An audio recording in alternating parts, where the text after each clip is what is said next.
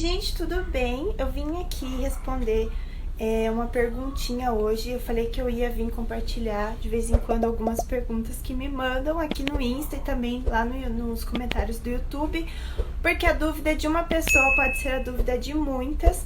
Então, de vez em quando eu vou aparecer, né, aqui para responder perguntinhas. Eu tenho selecionado algumas, né, que eu acho importante. Geralmente todas são muito importantes, mas eu tenho selecionado algumas e hoje eu vou responder uma, então, que diz assim. Eu escolhi essa pergunta hoje, gente, porque é algo muito pontual e eu tava conversando sobre isso lá na igreja domingo com uma amiga minha e realmente pode ser a dúvida de muitas pessoas.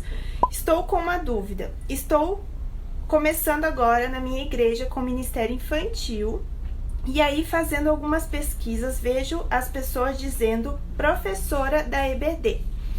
Me surgiu a dúvida, será que para dar aula na EBD é necessário ser pedagoga?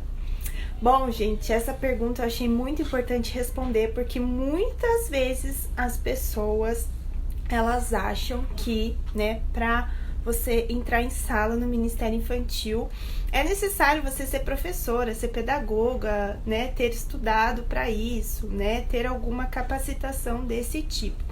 E a resposta é óbvio que não, né? Você não precisa ser professora ou professor para, né, dar aula, vamos dizer assim, no Ministério Infantil.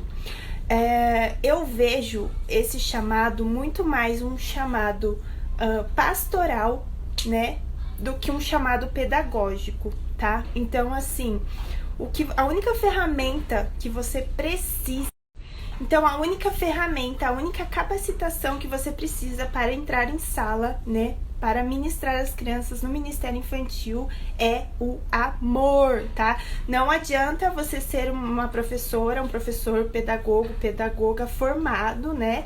Ser totalmente capacitado nessa área, mas você entrar em sala, né, e não ter a unção, não ter o amor ali, o amor de Jesus para passar para as crianças, não vale de nada. Então, não, você não precisa ser professora, professor, pedagogo ou pedagoga.